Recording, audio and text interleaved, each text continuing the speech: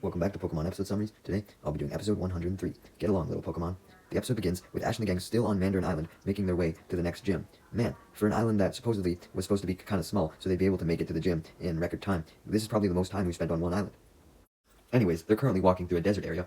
I don't know why there's a desert area on an island, but oh well. And Ash and Misty were complaining about the heat and how fucking long it was taking them. And unfortunately for them, Tracy then revealed that it was still going to take them 3 more days to successfully get to the other side of the island. This leads them to complain more, but Tracy consoles them by revealing that they could make it to the next town by morning if they hurried. However, Ash and Misty were too tired to do any fucking hurrying and proceeded to fall over in exhaustion, refusing to get up, ignoring Tracy's pleas. As they were laying down, however, they spotted numerous storm clouds, indicating a bad storm was coming. It looked so deadly that Misty and Ash freeze in terror, leading Tracy to question why the fuck they were acting so weird, not being able to see the storm himself, as he had his back turned to it coincidentally. When he eventually does turn around, though, he sees the reason why Ash and Misty were freaking out, and immediately starts freaking out with them. The storm was very, very, very fast approaching. So, Ash and the gang began to run as fast as they could, trying to outrun the storm, even though it was currently pelting down super heavy rain on them at this point. This rain unfortunately causes Misty to trip and injure her leg to the point where she can no longer run. So this forces Ash and Tracy to quit running as well, and for the entire gang to take shelter behind a nearby rock, huddling together in fear as they could now hear numerous bursts of thunder and see various lightning strikes, and it was getting closer to them. Thankfully, right as a lightning strike was about to hit them, it was absorbed in a Deus Ex Machina moment by something. Ash immediately used his Pokedex on this thing that was in the air, revealing that it was none other than a Magnemite, and there was more than one of them, but a whole swarm, and they were all absorbing the electricity from the lightning. The Magnemite weren't alone either, as there was yet another Pokemon there, being a Jolteon, which Ash also used his Pokedex on. The Jolteon appeared to be herding all the Magnemite into one place, allowing them to absorb all the lightning together. The Jolteon then signified for the Magnemite to come up to the cliff that the Jolteon was currently on, and as if on cue, the Jolteon and Magnemite's owner, a man who reveals his name as Ethan, rides up in his wagon which is pulled by Tauros, instructing both his Magnemite and Ash and the gang to get in the wagon with him so they could avoid the storm. Ash and the gang thank Ethan and proceed to do as he asks, boarding his wagon, and the wagon then makes its way further in the desert with the Magnemite successfully blocking any incoming lightning. As they all continue to ride, Ethan takes the opportunity to reveal his backstory, revealing that he was a Magnemite rancher whose job was to take all of the electricity away from any storms and absorb it, and instead use the electricity to supply towns and cities with power. He was essentially also a storm hunter as well, since he had to go hunting for a lot of storms if he wanted to get a lot of electricity. Shortly after Ethan reveals his backstory, the storm comes to an end, leading Ethan to stop the wagon and get out so he can check how much electricity the Magnemite had absorbed during the whole storm. He does this by hooking them up to a machine, which the Magnemite don't object to whatsoever. Tracy points out the Magnemite's immense obedience, as not only would they willingly hook themselves up to a machine, but they would successfully absorb any electricity without wandering off at all. They would always stay together, no matter what. Ethan then replies that although the Magnemite sticking together was necessary, it could also be a pain in the ass, as he would lose track of which Magnemite was which, so this had led him to begin calling each Magnemite by a number. Ethan then clarified, though, that he not only got trouble like that from the Magnemite always sticking together, he also got trouble from the Magnemite tending to try and separate sometimes.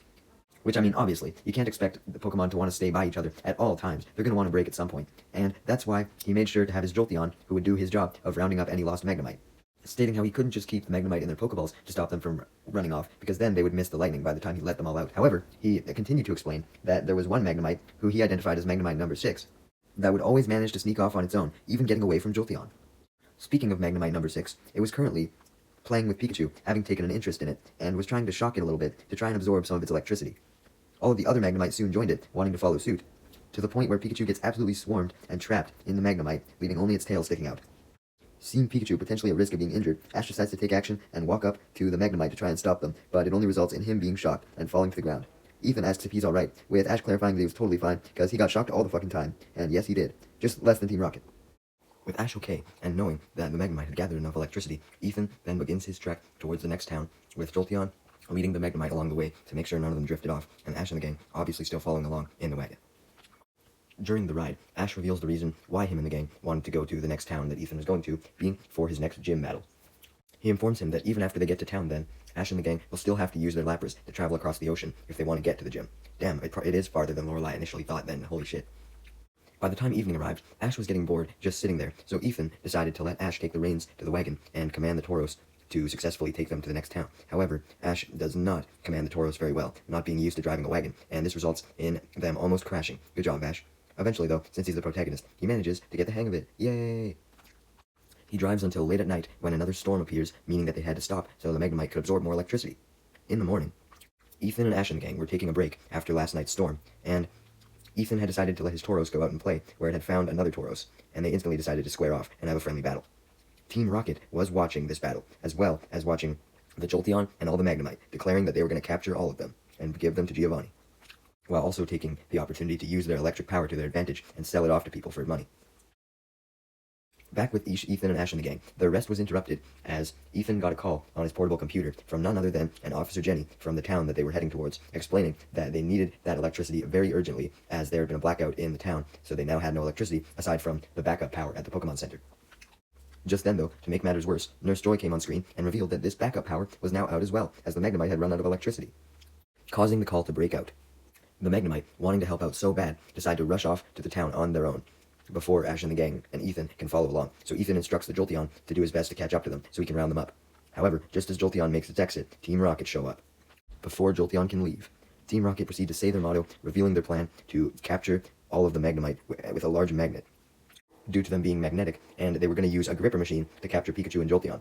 The magnet works as it forces the Magnemite to be dragged back to the Meowth balloon and onto the magnet, as James sends out the gripper, and its claw immediately grabs hold of Jolteon and Pikachu. Pikachu tries his best to escape by using Thunderbolt, however, the gripper was electricity-proof, much to Team Rocket's delight, who brag about their skills. Team Rocket shouldn't have celebrated yet, though, as Jolteon is able to use Pin Missile and break the gripper, freeing both him and Pikachu as they fall to the ground, with Jolteon successfully landing and Ash successfully catching Pikachu before he falls.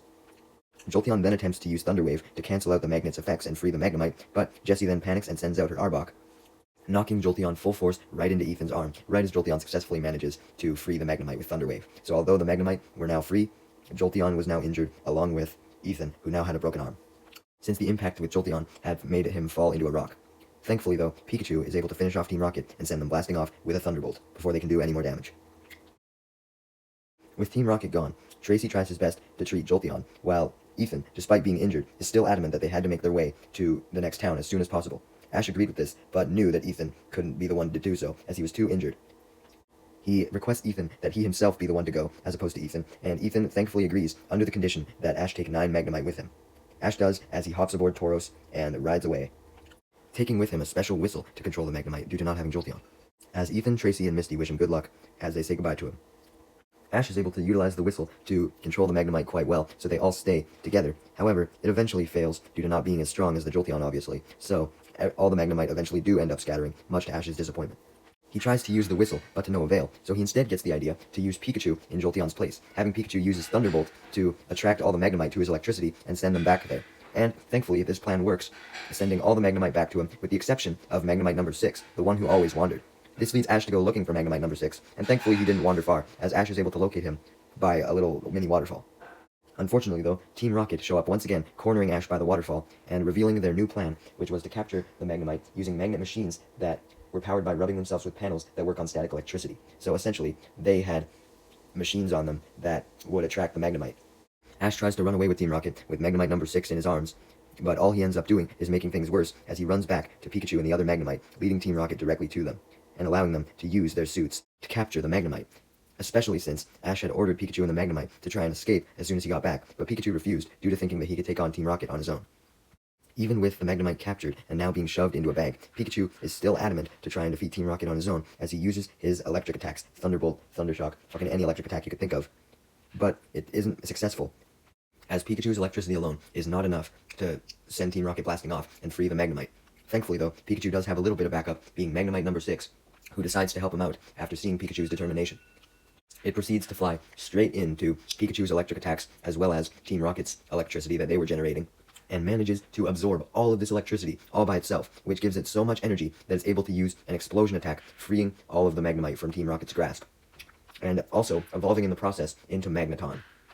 Ash immediately scans the Magneton with his Pokedex, as the Magneton and Magnemite give Pikachu some of their leftover electricity to repower him up, as he had since been depowered from all the electric attacks that he had sent out. Team Rocket rub themselves furiously in an attempt to generate more electricity with their machines, so that they can recapture the Magnemite. However, they end up rubbing too hard, and this instead causes a fire, destroying the machines. With Team Rocket obviously distracted from this, Ash takes the opportunity to command both his Pikachu and the Magnemite and Magneton to use all of their electric power to shock Team Rocket, sending them blasting off. Yay! With Team Rocket dealt with, Ash is able to continue the journey to the next town with the Magnemite and Magneton, and eventually makes it to the Pokemon Center and gives them the Magnemite. Misty, Tracy, and Ethan arrive in the town shortly after, with Tracy being the one to drive the wagon due to Ethan's injuries, and they immediately stop to look at the view of the town and see that it had in fact gained its power back. There was a whole bunch of lights shining in the night. The next day, Misty, Tracy, and Ethan meet up with Ash, and the Nurse Joy and Officer Jenny thank him immensely for helping restore the power. Ethan then requests that Ash join him and become a Magnemite rancher, impressed with his skills, although Ash declines, explaining how his quest to win the Orange League was his most important goal right now. Ethan understands and shakes Ash's hand, showcasing his respect for him once more. Ash and the gang then say goodbye to Nurse Joy and Officer Jenny, along with Ethan, who now had a cast on his arm, as they continue their journey to the ocean, walking in the desert once more. Great.